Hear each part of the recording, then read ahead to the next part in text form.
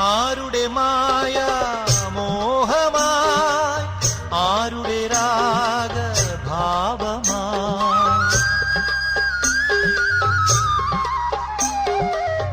ആരുടെ മായ